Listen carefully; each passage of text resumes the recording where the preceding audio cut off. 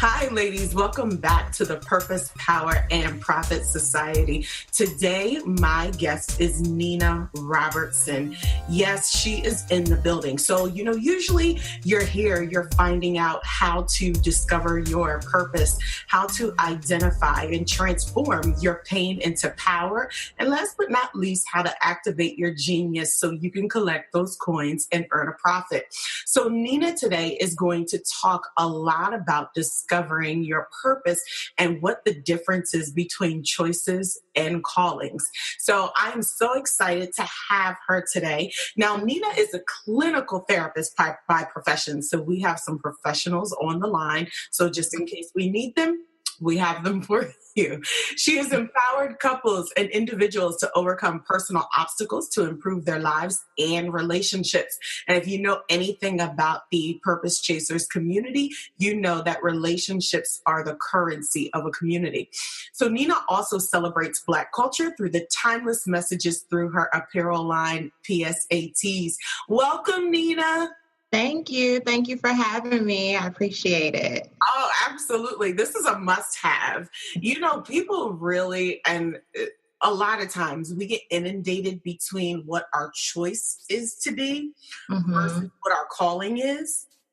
And I think it's necessary that we take time out to help people understand the difference between I'm choosing to do this. You know what I mean? Like I'm comfortable with it. It's something I'm familiar with doing and I know how to do it versus what am I really called to do, which is more purposeful in life and has different results than just the choices that we make. So I'm excited to talk to you about that. Tell us a little bit about what you do and how you got started. Sure. So as you mentioned, I'm a clinical therapist. It's interesting to just be talking about purpose and passion and so forth. I would say I started kind of doing clinical work. It might sound weird, but probably in about the third grade, I kind of knew that I wanted to, or I knew that listening and talking to people came very naturally to me. One of my friends on Facebook that we went to elementary and middle school together, and when you finally connect on Facebook with people you haven't seen in however many years, she, realized that I was a therapist, and she's like, "Oh my goodness, I remember like lunchtime talks with you in like the sixth grade, and telling me about like her family and all these things." So when I think about purpose, I think about something that just genuinely comes naturally to you, that's just kind of authentic to you. It's something that you can wake up and you can just do, and you don't have to, have a lot of training behind it. I mean, if you're going to kind of finesse that skill into something else, you want to get the training behind it, but it just sort of comes naturally. And it's also one of those things that you just can't really shake. Because there have been some times that I've said, okay, I'm going to put this therapy thing to the side for a little bit. I'm going to work on this hustle and that hustle and all those things. But you just kind of keep coming back to. So when I think of purpose, that kind of, I think back to third grade and I think about it just kind of being an innate type of thing. And just kind of always coming back to it, no matter the other choices I might make. But you always just come back to it, or it's tied into something that you do. It somehow just finds its way out. I love it. So true. So tell me a little bit about why you think people become complacent in a choice versus really activating their zone of genius, whether or not it's with a community, whether or not they're volunteering. Why do we get stuck in what we choose to do versus what we're really born to do, or that calling that's on our lives? So I think that's twofold. I think part of it is fear, because what if it's this thing I'm supposed to do and I fail at it, or I'm not good at it, or, it's just that fear. And that's a natural feeling to have. So it's not a bad thing. I tell people all the time, embrace the fear. So I think part of it is just fear. I think the other piece too is just sort of your relationship with your maker. And I'm not here to like promote any type of religion or anything of that nature, but I think spiritually, like having an understanding of what your purpose is connected to, this higher power. It's not just, I personally don't think it's just this thing you just wake up and, oh, hey, I'm just supposed to be this amazing. No, I think, I think it's connected to something larger than that. So recognizing that, I think, takes time, because certainly when I think about me in the third grade, I wasn't thinking, oh, hey, God really placed me here to do this thing, and that's why it comes so naturally. You're just not aware of that. So it takes, some time, some patience. It takes some relationship building just with your maker, with a higher power, to have an understanding of, what that purpose is. So fear and relationship, I think. I like that. That is so good, because a lot of times I feel like we will avoid or use fear almost as a crutch to stay in that choice, instead of saying, okay, yeah, you're right. This is normal. I'm nervous. There's some anxiety behind this because it's big. It's bigger than me. There are people attached to this. But I still have to do it anyway. And I think that's the part where we stop. So we stop at the semicolon. I'm fearful. I have some anxiety. I'm nervous. And we stop there, but we fail to see the semicolon. And we just leave it there. Right. But that's so normal. So I try to tell people not to get caught up in that space, not to kind of demonize yourself for that, for feeling like, oh, I didn't push forward in anything, whether it's a relationship, whatever, a task, whatever that thing is. Don't get stuck on what I didn't do. Just figure out, okay, what is it that I need? What message do I need? What lesson do I need to learn in order to kind of push past that place? Because that fear is a very, very normal thing. It's so I tell clients, I tell anybody, embrace the fear, because there's something in that for you. There's some message there. There's some motivation. There's something in fear for all of us. And once we embrace it, then what else? What's to stop you? I like that. You know what? You just said something that was so paramount. We look at fear as almost like a blockade, when in actuality, it really is the diving board. It's a launching pad for us to move forward. Yeah. So do you find that fear often is accompanied with either doing something new or doing something outside of your comfort zone? I think both. So I think for people, like I said, I talk about relationships a lot because I see countless couples. And so oftentimes I see women that are fearful of stepping out, removing themselves from a relationship that, let's say, is not working for them. And so it's not so much, how am I going to be on my own? Am I going to be able to survive or what have you? But there's some comfort with fear also. It means, oh, I don't have to do anything. I don't have to try. I don't have to, kind of disrupt my routine. So it can be both. I think fear can be both. One, stepping outside of your comfort zone, and two, figuring out, oh, it's this new thing. Fear is, like you said before, it's a crutch. It's one of those things, oh, I can just chill out right here in this corner with me and my little fear, and I don't have to do nothing. And nobody is expecting anything of you. You know what I mean? So I don't have this expectation that I have to go and be great and go be amazing. I can just sit right here and be comfortable. Oh my God, you're right. When you are fearful and you choose that place of fear and literally laying in the bed of fear, covering up, like snuggling with fear, you're right. Nobody expects anything from you. You don't have to show up for anything. So there's no disappointment, no forward movement, and no expectation. Which is why a lot of us stay in that space.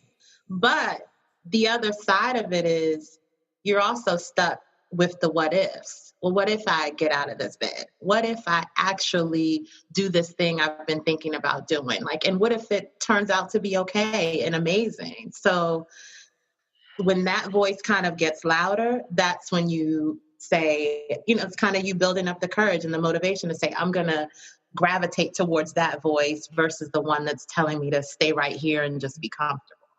Oh my God, I love it. I love that. That is absolutely true. Like I started thinking about my life and when I like was fearful of things and Mm-hmm. fearful of things. What have I opted to do? What have I chosen to do? And Mm-hmm. put my choice above my calling. Right. Yeah, that's weird. Oh my God, you're so good. I'm gonna send you a bill in a minute. Pay for all these women listening to the podcast. I'm so Yeah. upset. Listen, you gotta make money off of this so they can help pay this invoice. Pay for this therapy session. Yes. Yeah, but again, I think it's important to know that that's the very normal thing. And I don't want anyone to beat themselves up on the fact that, oh, I've stayed in this one place for 5 years now. You don't put a time frame around it. Just put an understanding around it. What is it that I need to move forward? I like that. Okay, one of the things that you mentioned while we're talking about this in your bio is that you help a lot of people bring and almost cloak themselves in self-awareness and self-acceptance. Mm-hmm. So, as we're talking about fear and not choosing that or not choosing, for me, I honestly believe that there's a difference between your purpose and the giftings to get there. You know what I Mm-hmm. mean? Like you may be a great admin, you may be a great teacher, but your purpose encompasses all of that. Mm-hmm. And I find that people get stuck in maybe being a good admin, maybe being an awesome teacher, and not enveloping all of it. Mm-hmm. And so that's what they've chosen, the pieces and not the whole. Mm-hmm. So, can we talk about how we can move the women from self awareness around who they really are and embracing that, accepting it, the fullness of who they were created to be and not just the fragments or the pockets that they exhibit? Mm-hmm. That's a good question. So, I would like to encourage people to be patient with themselves. So to be patient. And so for somebody, it might take a minute to even just recognize, oh, I have this one skill in this area. And it may take who knows how long for them to realize, oh, and I have this skill here. And these things actually come together.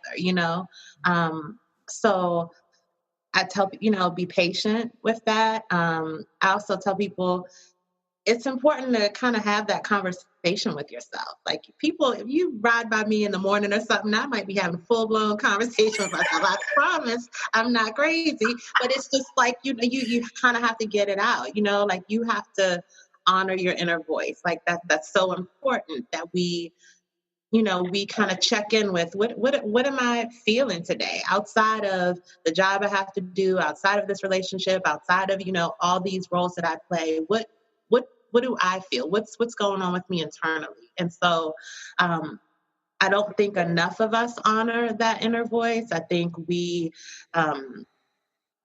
almost have been socialized to not be selfish in that way, to be so focused and worried about everybody else and putting everyone before self. And so who was brought up, whose mom told us, hey, go spend some time with yourself. You know what I mean? Outside of, oh, let's go get our nails done or whatever. Our parents didn't really teach us to kind of hone in on what our inner voice was. I think some of that is cultural. Again, there's this idea that that's selfish to be to have such a focus on self. So we have to unlearn those things. So that takes time, kind of unlearning these things that we've been taught about how we are supposed to operate in the world, but none of it's focused on who we are, what our thoughts are. So being patient. And then I think those things will tie together. Even when I think about myself. So I am a therapist, but I have this t-shirt thing going, and then I'm writing and doing all these other things. But sometimes it just all naturally comes together.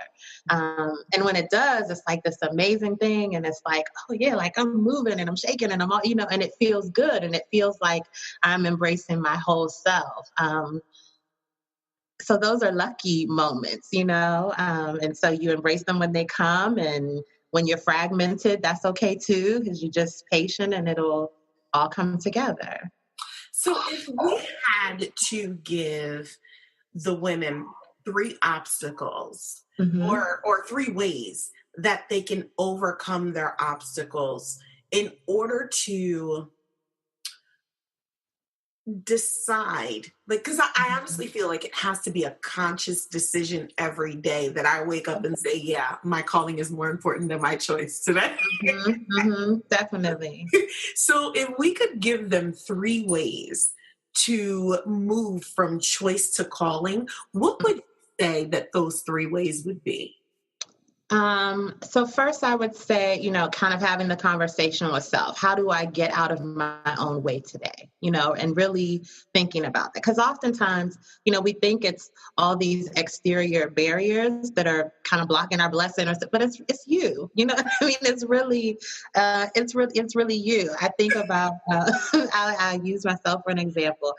For the last, I'd say the whole summer and then some. I'm supposed to be working out and getting on this health kick or whatever. And I let this one little thing, I kept saying, oh, but I have this pain in my foot and I don't know. And I got to buy these expensive sneakers in order to fix it. And da-da-da-da-da. And one day somebody was like, well, why don't you just get the inserts? So I buy these little $10, $15 inserts, put them in my sneakers, and it's like the best thing ever. And it's like, you know what? I could have did this 4 months ago, instead of kind of playing around with this, but I was in my own way because it really wasn't only needing the sneaker thing. It was really deciding I need to do this. I need to get back to being healthy. I need to invest in me in this way. So that, when you think about three things, the first thing, how are you going to get out of your way today and make that the first thing you say to yourself when you wake up in the morning, after you said your prayers and you thank God and all that, like, how am I going to get out of my own way today? And really thinking about what does that mean? What does that mean to me? So how do I get out of my own way? How do I use the people around me who love me and support me to help me to move forward? What does that look like? Really using your circle. And how do I get those folks that aren't at that space, get them on away from me? You know what I mean? Because if you're in this space where you're trying to grow, you want to be closer to the light. You want to be closer to people that support you and shine light on you and lift you up and will kind of, cheer you on. And so if you've got other folks in your circle or in your corner, or you've got these other things going on in your life that kind of dim that light, you want to identify what that is and move far away from it. Yeah. So how do I get out of my own way? How do I gravitate towards the people that love and support me and move me forward? And how do I identify the folks, the things that aren't really for me and move away from them? Oh my God, that is so good. That is amazing. Like, those three ways just made me think, do I have light dimmers? Right. And they don't necessarily, it doesn't have to be a person. I don't want y'all going around. Nina said, Oh, girl. Right. I don't want no beef. I don't want no beef with anybody. But it might not be a person. It could be a job. Like, if you hate getting up and going to this job every day and it impacts your whole entire mood to the point where you get home and you don't have the desire to work on you, that's dimming your light, and it's like, I'm not saying everybody go quit your job, but focus on how do I move away from this thing so that I can feel fulfilled and feel like I'm moving in a different direction. So absolutely. And I think you're absolutely right. It could be an inanimate object that is different. And you're right. I mean, maybe it is finding a whole new career. Because everybody is not called to entrepreneurialism. Let's, satisfy those queries now. Right. But if you're called to be in a 9-to-5 place with a hustle on the side, there's no judgment in that. Right. But maybe it's all about finding the right career that encompasses who you really are so that you can bring a maximum effort to the table. Would you agree? Definitely. Okay. And I think Especially for women, like I don't think we have those conversations of, I think the conversation is more what can you do versus what do you want to do? And I think that kind of starts out early. Are you good at math? No? Okay, well, then you don't need to go down this road. But, maybe I get a calculator or maybe I get, you know what I mean? Like maybe there's ways to kind of work around it. So I don't think we've had enough of conversations of what do you enjoy? What do you enjoy? What makes you feel good when you do that one thing? Like what gives you butterflies in your stomach? And okay, maybe you're not the CEO of the company that does that thing, but you have some input, you have some say, you're able to kind of pour into it in some way. But I just don't, it's unfortunate. I don't think we have those conversations enough. And so the more we start doing those things, the more I think folks will be more in line with what their purpose is and their calling and all of that. Yes, yes. Now, we've talked about how to move away from the light dimming to the positive crew. We've talked about fear. We've talked about embracing who we are and self-awareness and self-acceptance. One of the things that I want to address while I have you, because this is like worth its weight in gold, cash, coins. I think it's necessary. But when we get to the next level, after we've embraced who we are, after we've chosen purpose and calling and not just I'll settle for, how do we prevent growth stagnation on that level?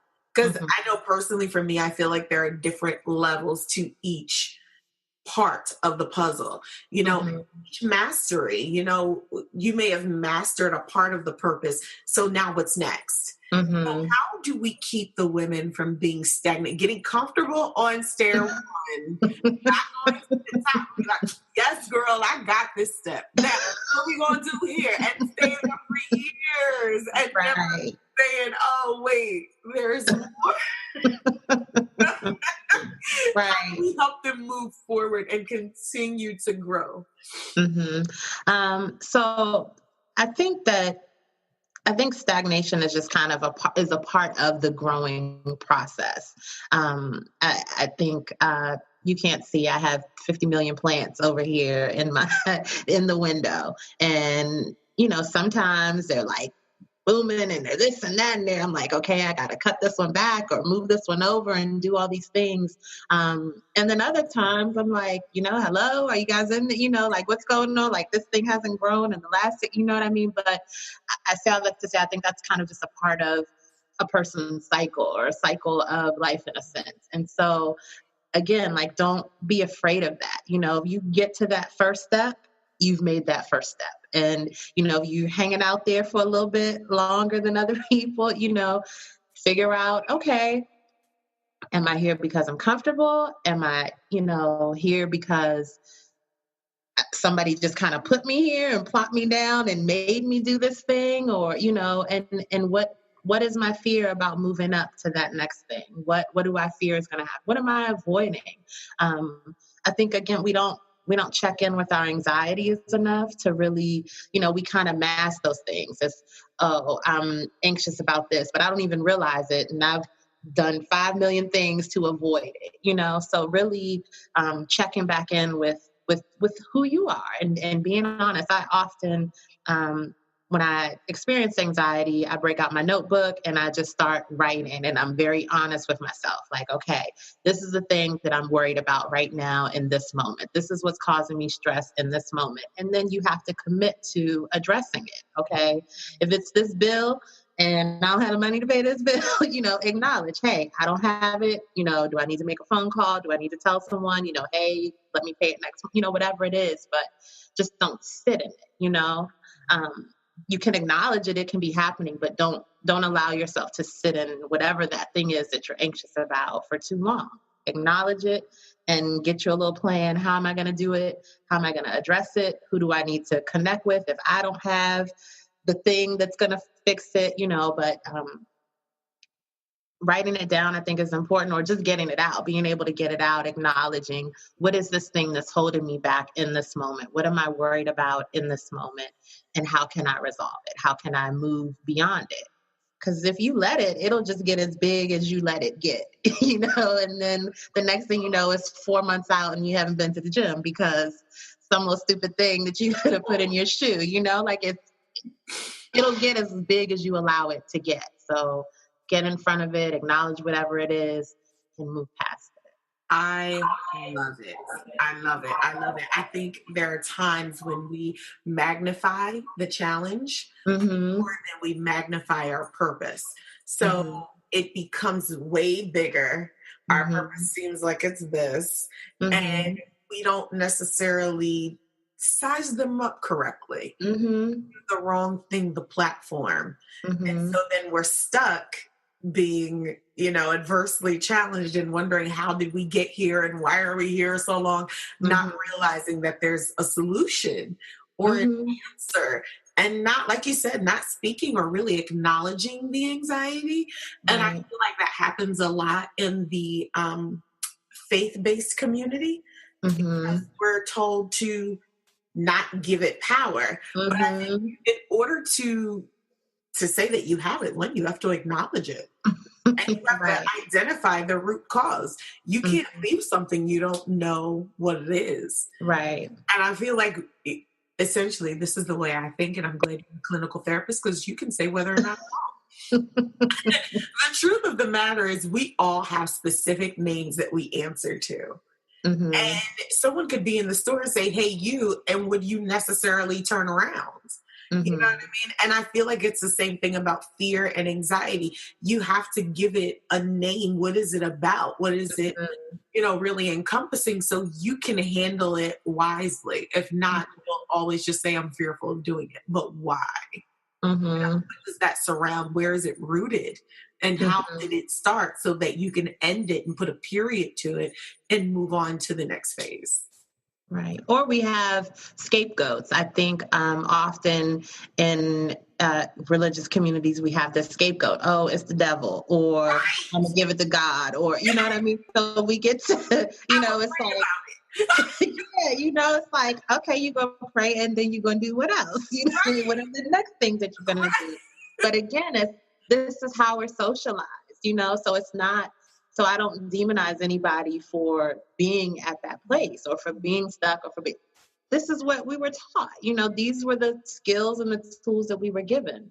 So we have to unlearn those things, like you can't sit on your couch for 2 months talking about, well, it's the devil's fault that all these things aren't lining up in a way that I need them to. Well, what's your role in this? And what are you going to do? And even in terms of praying, I pray every day, but I also know that means, I put this out into the energy for, God to kind of work on my behalf, but I got to do my part too. You know what I mean? I can't just pray about a thing and say, oh, okay, well, he's going to work that out and I don't have to do anything. Right. No, sis, you got to do something with your stuff. You know what I mean? You have to be actively involved and engaged in your own life. You can't just sit on the sidelines and let everybody else do their part, Yeah, and wait for someone to come back and get us. Right. Yeah. Yeah, no savior in that sense of the word. You have relinquished all of your power, your abilities, your knowledge, your wisdom to go sit on the sideline and say, go ahead, Jesus, you take my time. Yeah. It don't work like that. I just wanted to say it, I wanted to we need to say it in this conversation. Right. Yeah. Tell people, hello, your prayers and your faith need to have feet. Yeah. It's just that simple. And if it doesn't, then you don't necessarily qualify for the next step. Right. So you can find your participatory role in what you're supposed to do. That's why it's your purpose. That's why it's my purpose. And I think people think that, oh, when I'm blessed, it means everything is coming to me and I don't have to work for it. There's you're gonna find out the hard way. That's not how this works. People still waiting on their blessings. For from 2009 because they didn't want to work. Yeah, that's not how it works. You know? I did say it was no judgment, right? Did I? No, that wasn't judgment. We're acknowledging things that happen. Oh, okay. Because I thought about the look on my face and I was like, It happens. I did judge myself, though. I just want to be clear.